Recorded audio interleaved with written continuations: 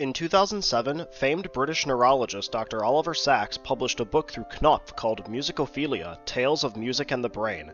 In that book, Dr. Sacks tried to establish the connection between the human brain and music, examining several case studies in which music had a perceptible physical or physiological effect on people and, more specifically, medical patients. The book itself is a fascinating glimpse at trying to figure out the interplay between music and neurology, and argues in various ways that music is a legitimate form of healing and therapy, and is worth further study. It does not call for replacing modern medicine or other therapeutic techniques, but rather says that music can be a quintessential ingredient in the comfort and healing process, especially for those whose minds are ill or troubled in some fashion. But even so, we don't necessarily need to be mentally troubled to witness or experience music's gravity. We sing lullabies for children because we know that on some physiological level it comforts them and helps them fall asleep. We attend karaoke nights at bars with friends or play music in groups because they contribute to a communal something that allows us to experience a soothing happiness we can't attain by ourselves alone at that moment. Music's force seems to operate on a level so inherently tuned to the human experience that its possibilities are endless. So then, why do we sometimes tend to resist musical entertainment? When I teach my class on music and media, the musical as a genre always seems to be the one week of the semester that students dread the most. When I press about why this is, they insist that they find it so hammy, so ridiculous, and so over the top that it defies all sense of entertainment value. The idea that people can just burst into song or break out into dance numbers that hijack the story for a few minutes? What's supposed to be entertaining about that? On the other hand, the students I've taught who adore musicals insist that it's precisely because of those things being possible that musicals and musical entertainment is fun to experience. Given there are plenty of more dramatically inclined musicals where tragedy and high melodrama are at the forefront, but nevertheless, the idea that music takes over and either helps the story along or puts it briefly on hold allows a moment of repose or simple, comforting happiness. To put it another way, musicals allow for moments of healing. It's within that realm of comforting, happy, healing possibility that Healer Girl resides. Released in spring 2022 by Studio 3 Hertz and directed by Irie Yasuhiro, because after you've made Full Metal Alchemist Brotherhood, you can pretty much do whatever you want, the show's existence almost seems like a miracle. Its production was actually finished before the first episode started airing, which is too much of a rarity in the anime industry, yet its concept on the surface can sound like a bit of a hard sell. A 12-episode series with the occasional happy musical number that's meant to make its characters feel better in the medical sense? It's easy to take a cynical stance on a show selling itself on a premise like this. It just sounds so happy. Despite its positioning of music as healing, the show is not focused on trying to make the case for music in our lives or in our health. Since we recognize inherently that that's already true, it doesn't waste time arguing that. Instead, Healer Girl wastes no time in announcing the tone of its content, as the spirited, cotton candy hair-looking Kana uses her lovely sound to help heal a boy's injury. As she rushes over to her two friends and fellow Healer Girl trainees, Reimi and Hibiki, we already are given all the information we need to know. Vocal healing has a hierarchy of certifications involved with exams, and that it's both beautiful to witness and not an easy thing to do.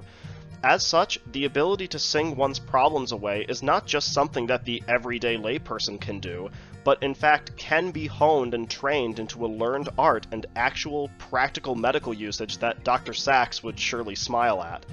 Since performing music is such a given in Healer Girl's world, it leads by example. What better way to advocate for your own show's power of comforting presence than to have all of its performances and performers be full of a comforting presence? The three main characters, Kana, Hibiki, and Reimi, are starry-eyed for their sensei and their own dreams for becoming certified healers. The rivalry they have with each other is playful rather than antagonistic, with their friendship and respect overriding any potential negativity that exists. They're all such pleasant people on the screen, it gives the impression that essentially anything that they choose to do will involve pleasant times as well.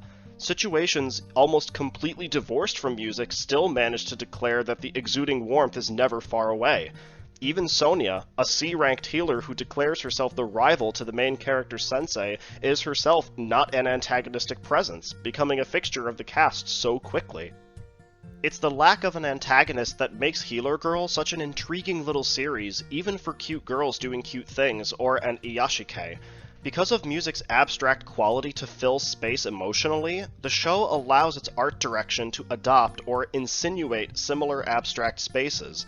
Seno So's hand fuses music unfurling its melodies to parallel the girls unfurling their own evocative imagery, whether it be green valleys and grasses to soothe the soul, or Murakami Yusaku's compositing helping to wash away the dark and dreary fears and apprehensions of the patients or the viewing audience. Healer Girl strives to accomplish nothing less than to have oneself feel cleansed. However, it's also true that music's use in this universe is not just for healing the medically afflicted, but it's also a means of coping, and the show is careful to make the few times when the happiness gets put on hold matter a great deal.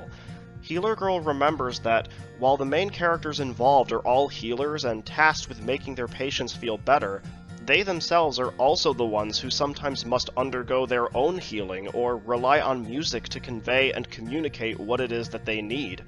Moments like these manifest not only during times when the actual musical healing occurs, but even in their day-to-day.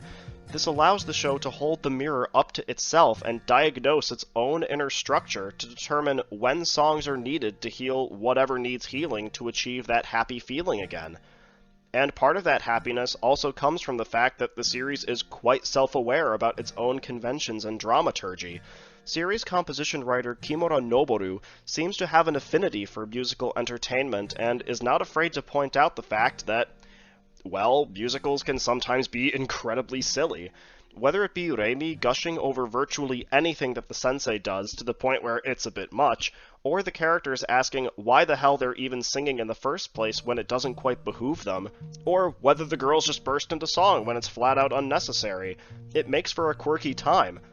In holding the mirror up to both its own characters and its own genre convention, it manages to succeed comedically for the purposes of jokes and as a meta-narrative. As an iyashikei series, the sense of drama is limited and therefore does not quite lead to what we would readily identify as character arcs in the most dire sense. The show is sometimes static when it comes to building to a series of defined, clear end goals. Yet, I feel that the material doing so better complements the tone overall.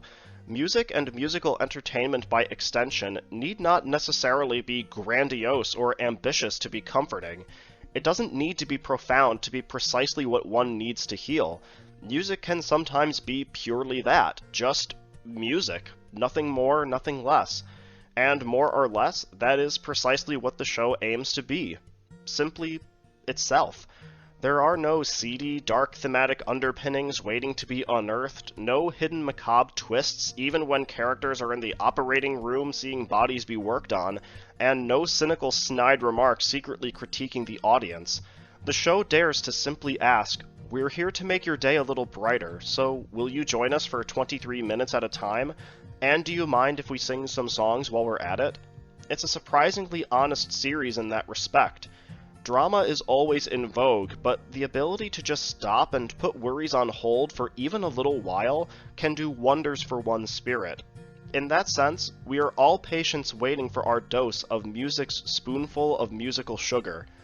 Healer Girl is, more than anything, a commitment to good, pleasant feeling and uses music as the primary device for communicating that sensation. At once acutely aware of its wholesome message while also not being afraid to poke fun at its own ridiculousness, it manages to situate itself in anime's optimistic, twinkling space. It freely incorporates the abstract and the colorful, and the sound mixing and performances by the actresses exudes a warmth that lingers. It may not argue with the same sort of rhetoric that Dr. Oliver Sacks would use in his Musicophilia, but Healer Girl understands that music's power is quite real. Its message is at its most resonant when the characters draw in their breath and sing.